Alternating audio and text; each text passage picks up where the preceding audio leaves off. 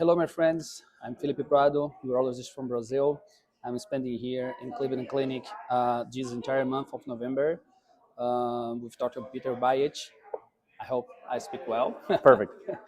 Petar Bajic, one of the most exponents of sexual medicine in the world. He's a highly specialized professional in this kind of urology subspecialty.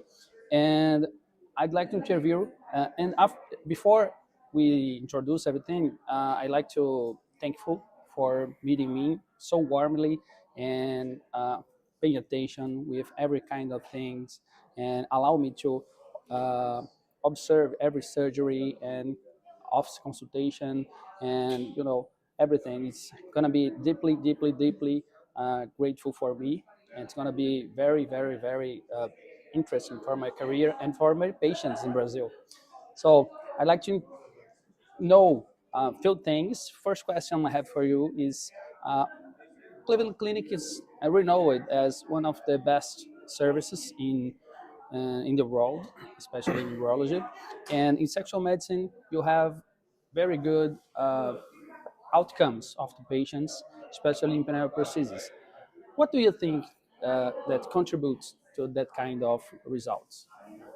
Well, first of all, I want to just thank you for visiting and for the opportunity to get to know you better. I mean, I think it's always nice and speaks a lot about the person when a visitor comes, and me as the teacher learns just as much from the visitor as he learns from me. So it was really nice to just be able to discuss challenging cases and discuss techniques and everything. So thank you for your visit, and I look forward to visiting you in Brazil as well. But to answer your question, I think, there's multiple factors that are necessary to achieve reliable and consistent quality and deliver the highest standard of care. The first thing is keeping up on the latest publications, the latest research, specifically for implants. That's the ways that we prevent implant infection, the ways that we take care of our patients pre-op and post-op, and also maintaining efficiency, because one of the very important factors in infection risk is the duration of the surgery. So for me, although I trained primarily penoscrotal, but also had some experience with infrapubic, I actually found that in my hands, and I think this is the case for many people, the procedures were much more efficient using the infrapubic technique. And once I felt that my technique was able to deliver the same quality of surgery via that approach, I was able to make that switch. And I feel like it's made a difference for me.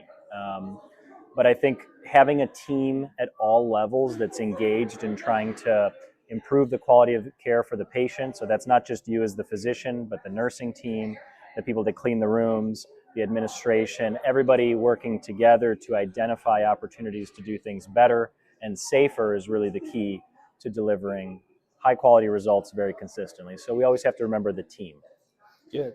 We can feel that entire team works well and like a symphony, and everyone knows how to do, what to do, and the exact time. And I hope, I feel that it's important for a good outcome.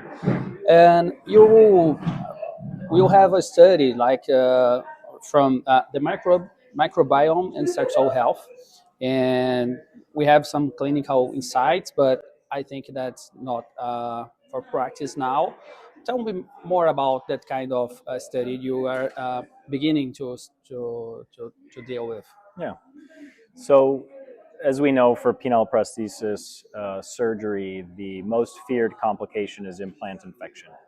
And we have a lot of, I guess, beliefs that are based on the way that we were taught that may be based on, I think, some flawed concepts and flawed information. For example, I think we all pretty much trained that a penile prosthesis is sterile when it's in the body, and that if it's exposed to any bacteria during insertion, or if the patient has some bacteremia due to another procedure, that if one bacteria gets on that implant, it's going to lead to a clinical infection, and that infection cannot be eradicated by antibiotics, and that the implant must be removed.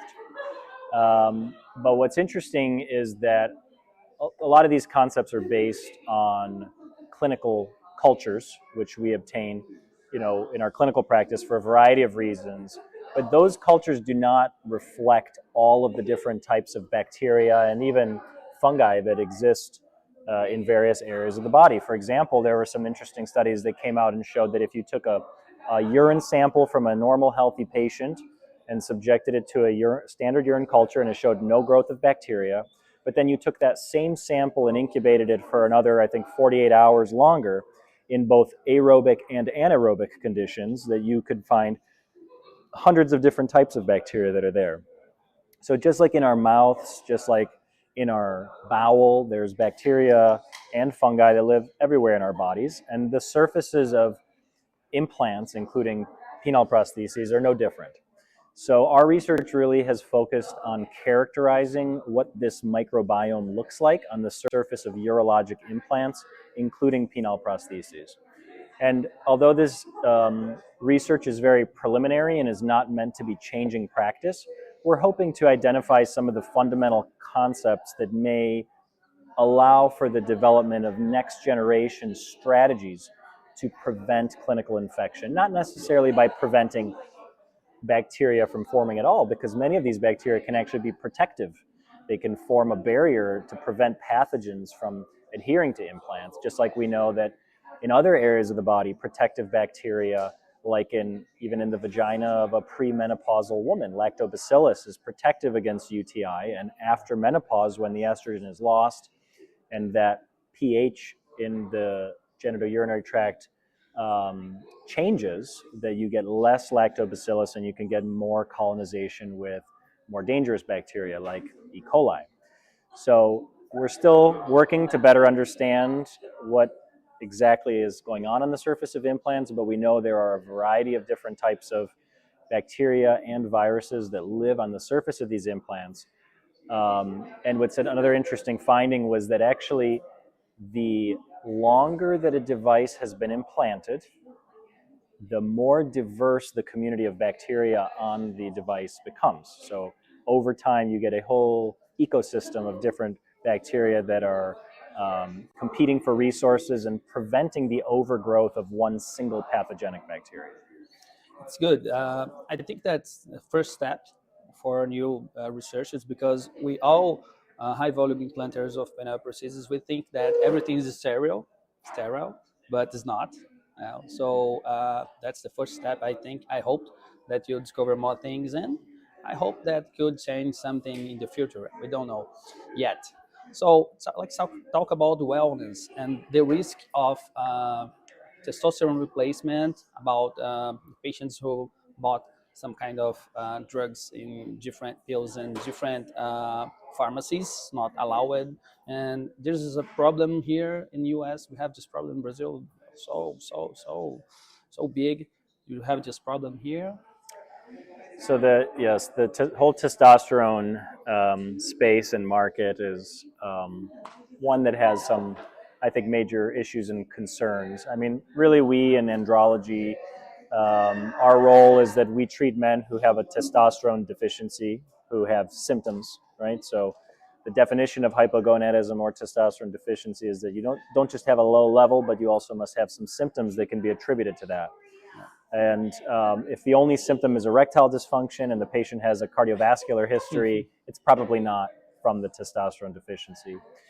But I mean, this is really our role, is to identify patients who are appropriate for this therapy and then replace their testosterone to a appropriate level. Our goal is not to exceed that and put them in some superhuman or supernatural range. In the US, just like I'm sure in Brazil, one area that's controversial is testosterone enhancing supplements, which are non-pharmaceuticals, but various things that have been suggested to improve testosterone levels.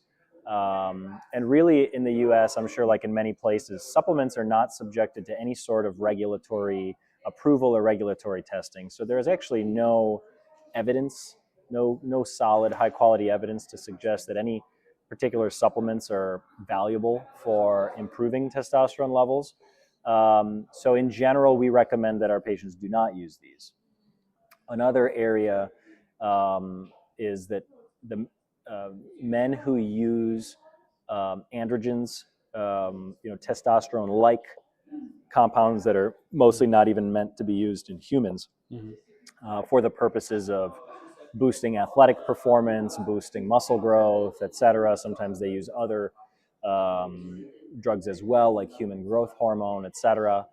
I mean, really, this is a whole different area that's not treating a medical condition, but is instead trying to pharmacologically augment their own anatomy and physiology. And our stance here at Cleveland Clinic and with the Sexual Medicine Society of North America that I'm on the board of is that we strongly recommend against using these kinds of substances for the purposes of improving athletic performance, etc. So we really want to reserve testosterone therapy for patients who are suffering from testosterone deficiency, who have symptoms that are attributable to that, and in collaboration with an experienced physician, make sure that that treatment is being delivered safely to appropriate levels with close monitoring of the potential side effects, including monitoring the blood count, monitoring the PSA, and also assessing for any other new symptoms that might happen.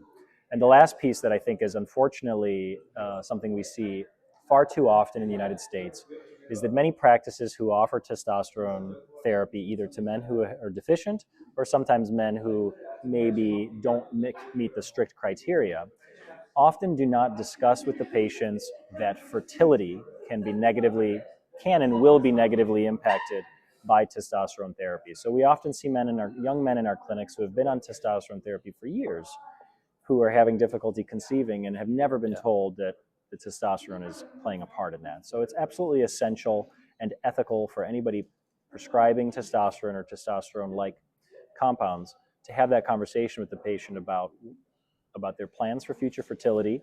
And if the patient does desire fertility, the patient should be working with an andrologist who's experienced in treatments that do not involve testosterone, for example, HCG, anastrozole, Clomid, etc. Clomid, yeah, for sure. We always say the same thing to patients, and patients always come for us with this concern about fertility.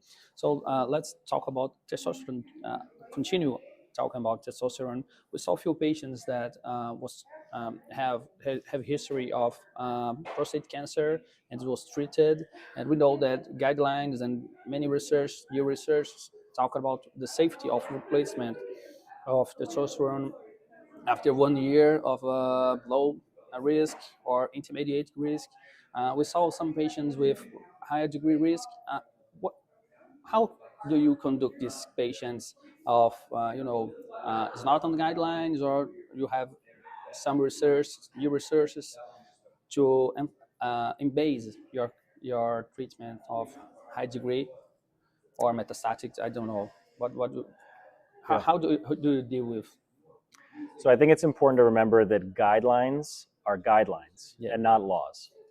And guidelines just mean basically that we must follow the highest level of evidence available. And in areas where we do not have high level evidence, we need to counsel our patients on the limitations of the evidence that we have available, what we know and what we don't know about these various situations. And then through shared decision making with the patient, making sure they understand what are the known risks and what are the potential unknown risks, ultimately leaving that decision up to them.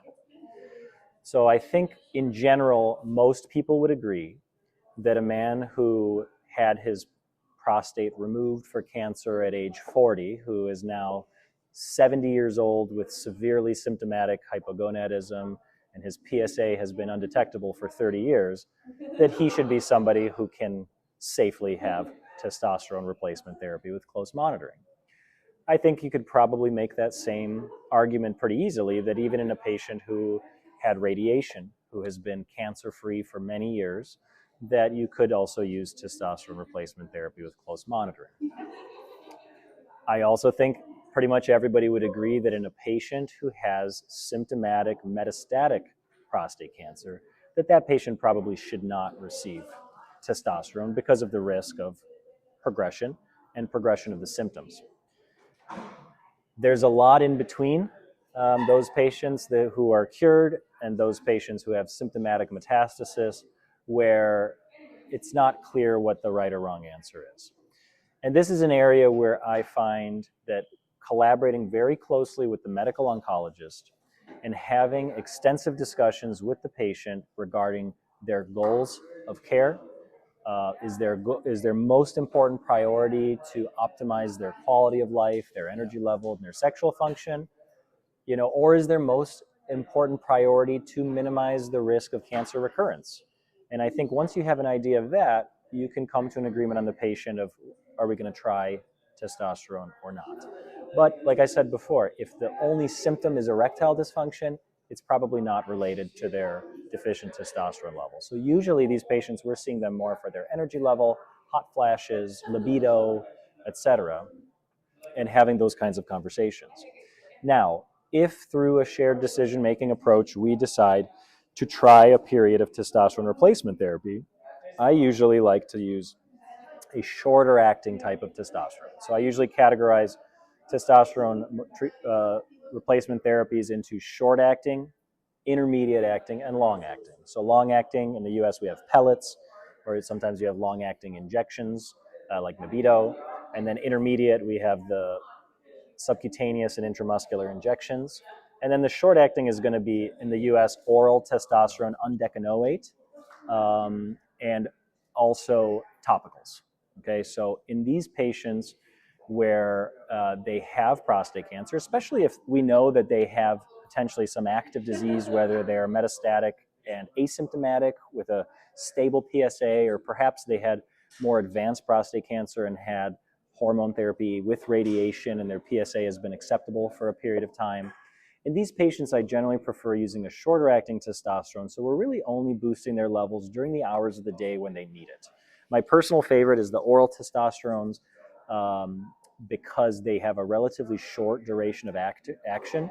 You could also, in this short acting space, consider the intranasal testosterone, Nestesto. But with the orals, sometimes I'll dose it, even though it's supposed to be twice daily, I'll dose it just once a day. And the patient will take it either in the morning or in the afternoon, and then for about 6 to 8 hours afterwards, they'll get the benefits, but they spend the rest of their 24-hour period with their levels lower.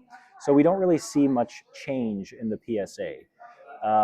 Some patients might prefer the twice-a-day dosing, but always, always, always, when I start a man with prostate cancer on testosterone, I monitor that PSA very closely, and I also monitor their testosterone levels to make sure that we're not getting too high with our peak levels. We do expect, after initiation of testosterone, for anybody who has a prostate, to probably see some slight increase in their PSA. So I usually check that first level if I'm starting an oral testosterone after 1 month. Then I'll monitor closely every 3 months. Even if the PSA jumps up a little bit, as long as it stays stable, I feel comfortable continuing that patient on therapy. If the level's continuing to rise, that may be a reason to have another conversation with the medical oncologist and probably stop the testosterone. And then the last situation I think is worth mentioning is an area that's been written about extensively by my colleague Abraham Morgenthaler in Boston. And this is in men who have advanced metastatic prostate cancer, who, after extensive discussion with their physicians, have decided they want to focus on quality of life rather than quantity of life. So these patients, even if they have advanced prostate cancer, may choose, rather than living the rest of their life on hormone suppression therapy, to start testosterone to stop their hormone suppression therapy, and maybe even start testosterone to get their levels in more of an area where they can have that quality of life. And then certainly reconsider, for an asymptomatic patient, if he does develop symptomatic metastasis, then reevaluating. But this is an approach that I think, for the right patient who really understands the implications, can also be considered after an extensive discussion.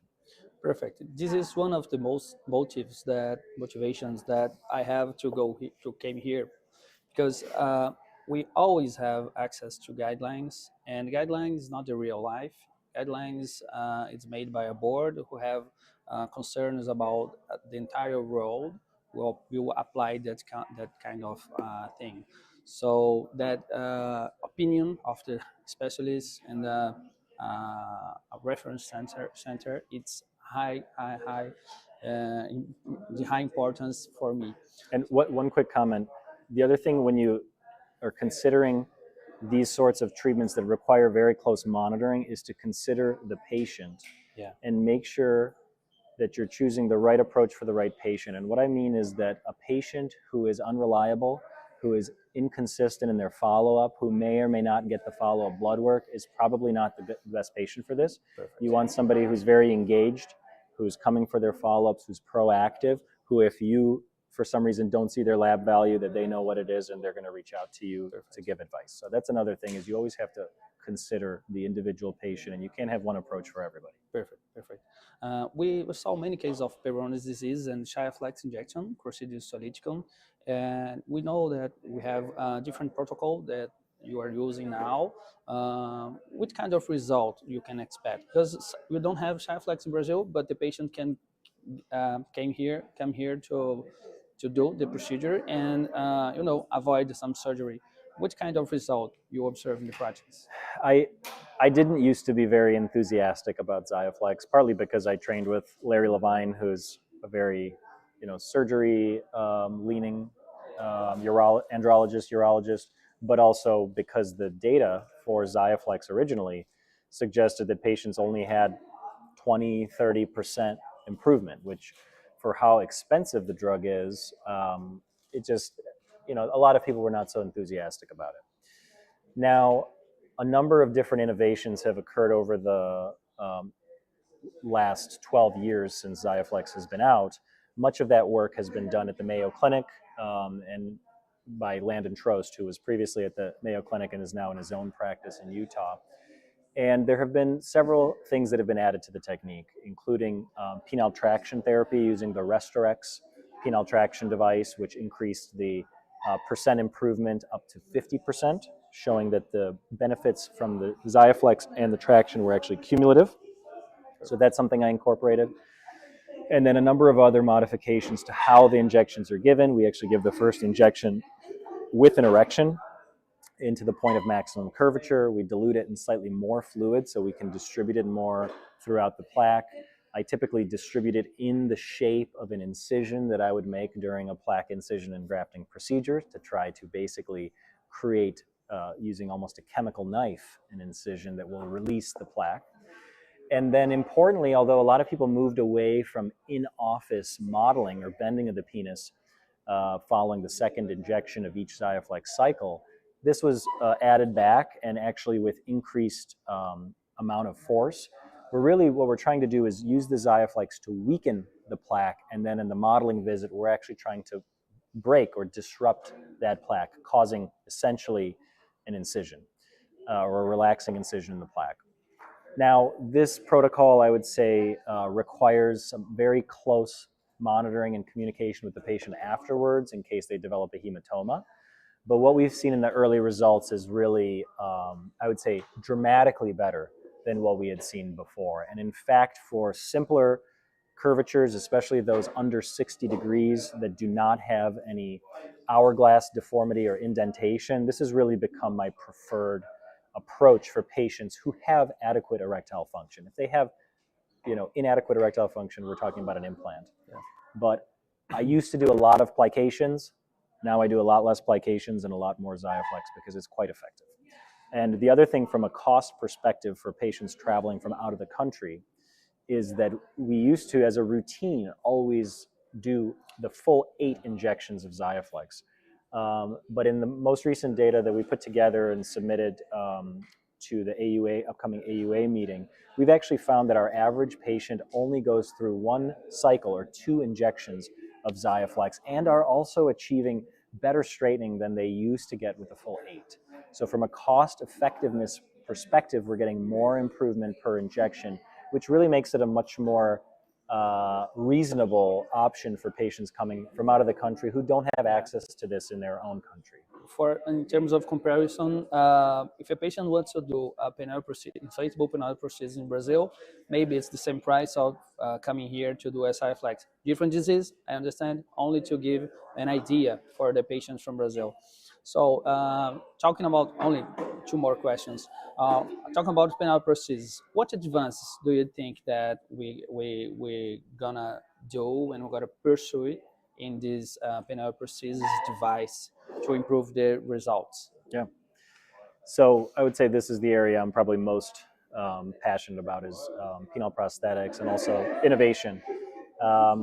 The market for penile prosthesis in the United States is quite a bit different than Brazil because in the United States, the vast majority of implants that are done are inflatable, whereas in Brazil, it's malleable, and that's because of cost reasons. For now, inflatable prostheses are covered by insurance in the US, but that could always change. So one possibility for the US is that the inflatables could become more of a cash pay service, which I think would change the market a lot. But so far, thankfully, this has not been an issue yet. Both companies, we have basically the two available in the United States right now, inflatables, the Coloplast and the Boston Scientific. Eventually, the Rigicon will become available in the US, but as of right now, we only have the malleable. We do not have the inflatable approved yet.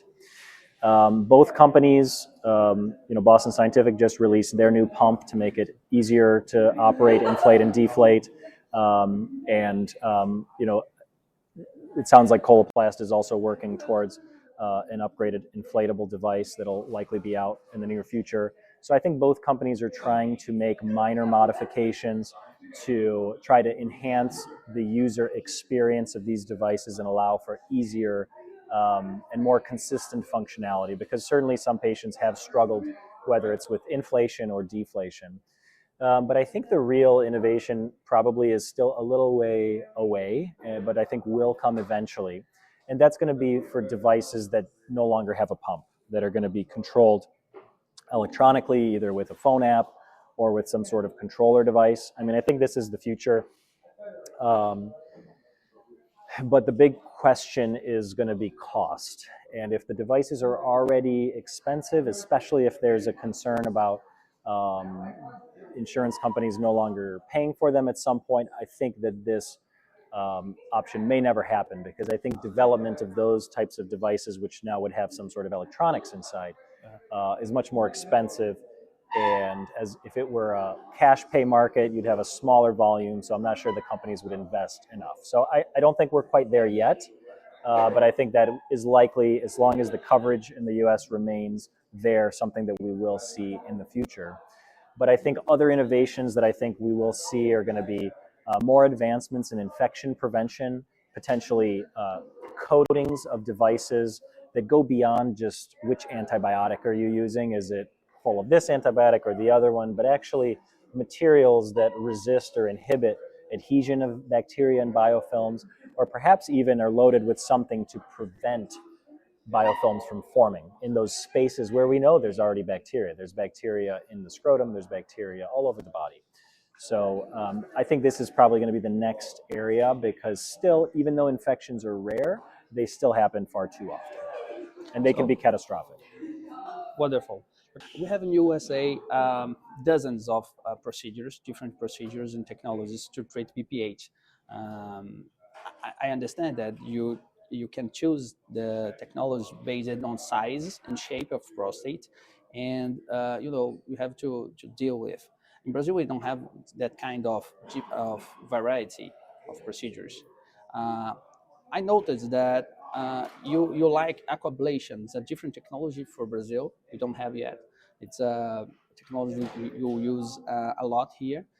Tell me more about the treatment of BPH with aquablation, and which options we have for patients who don't fit the criteria for aquablation, like patients with small prostate, as we can solve today, patients with small prostate. So the BPH space is one where we're seeing a lot of innovation. And as somebody who's passionate about new technologies and innovation, I have a background in engineering. This is something that I really, really like, and it's something I like about my job. So I always try to offer all the newest things that are available. But the reality is it's not very practical for most urologists, even BPH specialists, to have everything. There are many different factors. Some of the technologies, like aquablation, has very expensive equipment that not every hospital may be able to afford. And certainly depending on where you are in the world, not all of these technologies may be available. But in general, I categorize these prostate procedures into two categories. We have our surgeries, which are going to be more of the tissue removing procedures like transurethral resection of the prostate, HOLEP, and now aquablation, which is actually a resective procedure. And then we have our MISTs, or our minimally invasive surgical therapies, which I define as basically procedures that relieve obstruction by reshaping the prostate, either mechanically or through ablation without tissue removal. And I think for people who have an interest in BPH, it's good to be able to offer something surgical and something in the MIST category. And the reason for that is because more and more patients are coming in who prioritize preservation of sexual function. And if you only offer TERP or if you only offer HOLEP, you're really not even giving patients an opportunity to know that there are other options available. And for appropriately selected patients, you know, especially those who we identify earlier on in their BPH journey, maybe instead of in their 80s, maybe we find them in their 50s, we may be able to actually get some pretty good relief with the MIST therapies without having to do a HOLEP and render them with permanent retrograde ejaculation. So for my practice, like I said, I like to offer everything, and I like to tailor the patient's options based on the size and shape of the prostate, which I determine by cystoscopy and some sort of imaging. If they've had a CT or an MRI, I'll use that. Otherwise, I'll perform a transrectal ultrasound at the time of the cystoscopy. And then based on that, I will provide some options to the patient. Most of the newer therapies are indicated for prostates between 30 and 80 grams. Or some of the minimally invasive therapies, it's from 25 to 75 grams. So in general, for prostates in that size range, I think about the MISTs. For prostates over 80 grams, usually I lean towards surgeries because resective surgeries tend to provide more durable and better symptomatic improvement. Aquablation is one where there is some evidence to suggest it's reasonable even in prostates up to 150 grams or sometimes more. But it is a resective, surgery type procedure. But the valuable thing about it is that after aquablation, 90% of men preserve ejaculation and nobody gets temporary or permanent incontinence.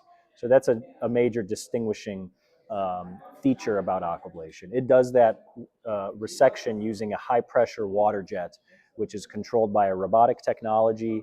On the monitor, we can basically design a treatment that will remove the obstructive part of the prostate, but preserve the tissue around the virumontanum, which is important for ejaculatory function preservation. And then at the end of the procedure, we basically do some focal cautery using a loop. And those patients, now with our protocol, we send most of them home same day with a catheter for 24 hours. So they have a very good improvement. But yes, those smaller prostates, especially, those are the ones I would consider for minimally invasive therapies. My personal opinion is that prostates less than 50 grams, the aquablation may not remove as much tissue as I would want. So for those, I tend to even more so go for the MIST therapies with one important caveat, and that's for patients who have a poorly contractile bladder. Somebody who's been in urinary retention, maybe I got a urodynamics which showed that their detrusor function was poor or completely acontractile, a diabetic patient. Those patients, I generally prefer to do a HOLEP or some sort of procedure where we provide maximal deobstruction because they'll need that to be able to void adequately. But like I said, the patients who don't have that, who have a relatively normal detrusor function, are very reasonable, especially in the smaller prostates, to consider these minimally invasive therapies. There are some like Resume, which can be performed on prostates of any shape. And then there are others like Urolift, iTind, and Optilume BPH that can only be performed on a bilobar prostate or a prostate without a median lobe. So we offer them all here at Cleveland Clinic, at least everything that's available right now. I will say that the one that has lost a little bit of traction recently in the last couple of years for us and for many folks has been Urolift. and that's partly because of the need for permanent implants in the prostate with that technology. A study from our urology department here a couple years ago demonstrated that in men who have prior UroLift implants, that these implants create artifact which makes prostate MRI less reliable for identifying potential prostate cancers. So it interferes with accurate PIRADS scoring. And because we're a major prostate cancer center that relies on MRI extensively for both diagnosis and active surveillance, we really have moved away from placing permanent implants in the prostate. And furthermore, when those cases fail, they can be really challenging because you now have these implants in there that you have to work around. So, but beyond that, like I said, we do offer everything, although that's, I recognize, not practical for every practice. One more question about ED. You always said to patients that if you don't use, you lose. Tell me more about it. Yeah, so the importance to treat erectile dysfunction. Yeah, so there are a couple different philosophies. I use that statement, if you don't use it, you lose it, to basically refer more to penile length as it pertains to penile prosthesis implantation. So what I'm trying to explain to the patient is that if he has not had adequate erections for many years, the tunica albuginea actually loses elastin. It loses its ability to stretch and become elastic, especially if the man has Peyronie's disease, which we know is a condition that decreases tunical elasticity. So his actual length may be less than what he remembers it. So it's important that he understand that going into the surgery so that he is not disappointed afterwards thinking that you did something or that the implant caused the loss of length. So that's where I usually use that saying, if you don't use it, you lose it. And what I mean is lose length. Now, there's some thought that,